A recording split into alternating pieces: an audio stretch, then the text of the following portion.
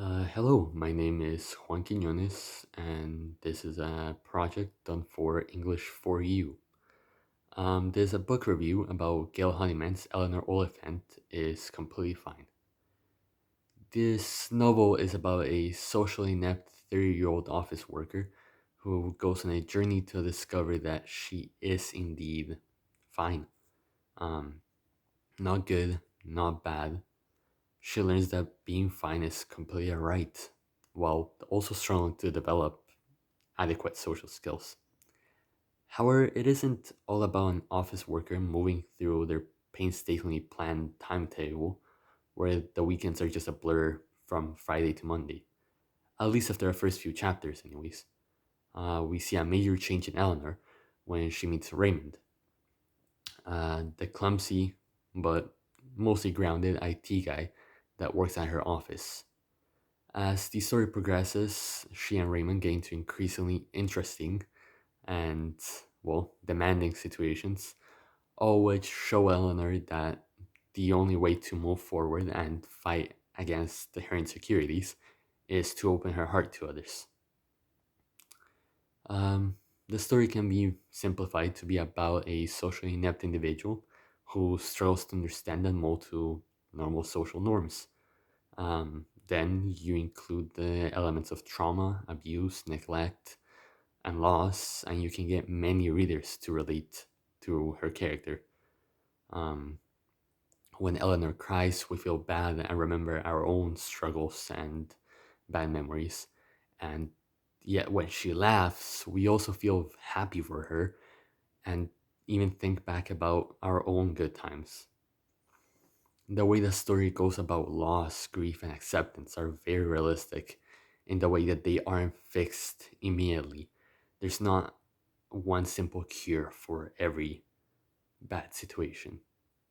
But also, it's great on the way that it shows how we always try to ignore an issue that involves mental health um, until it basically just swells up into a pain or a discomfort too great to finally ignore.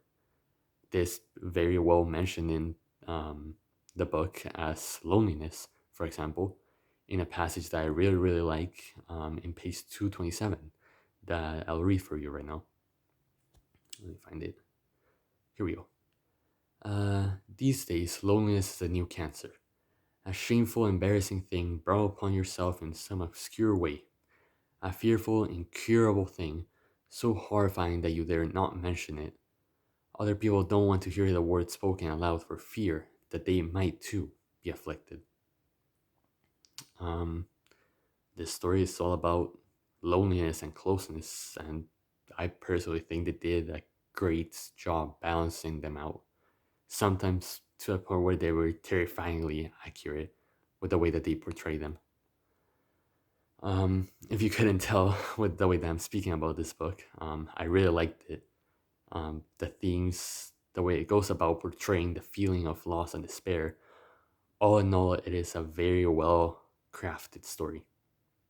The only complaint I could possibly make about the book is its spacing.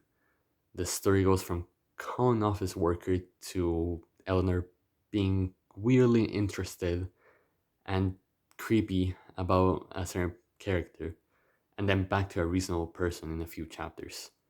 Not to mention that her creepiness was always swept under the rug by her insecurities coming back into her and changing up her feel of her character.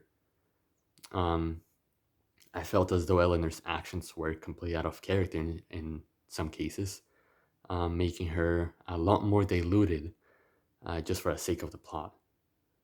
However, plot holes in character aside, the progression of her increasing courage and openness towards dealing with her drama and trauma were quite realistic, scarily so. Also, the reactions of peers and loved ones around her, um, also terribly realistic. For example, her co-workers, Raymond, and other characters that grew around her throughout the story. As I said, overall realistic characters, realistic issues, and realistic solutions, actions, and reactions to outcomes really sold me on this book. I definitely recommend this novel to anybody who's down for a great redemption story, and I can't recommend this book enough. I hope this review gave you a push to give it a try, and I hope you enjoy it. Thank you.